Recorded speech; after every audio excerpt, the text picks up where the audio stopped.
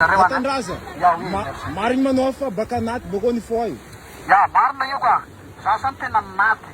Da avy eo ny fo maty. Fa patsahivina fa za taloha dahaly be a.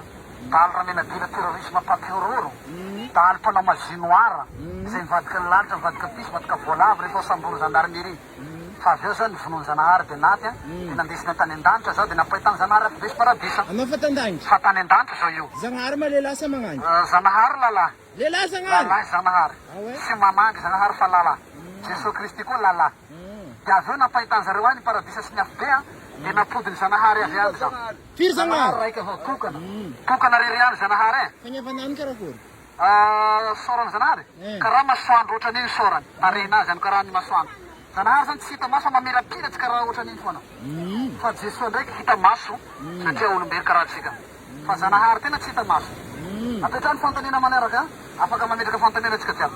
Anao fanaozy Abrahama sa tsy fanaozy izy? Mifanozy tamin'ny Abrahama za, mifanozy tamin'ny apôstôly jiaby zao. De avy eo za nahita afo be e. Mandeha tamin'ny afo be any koa za napahitan'le olo any amin'ny afo be any. Grave be any dangereux any.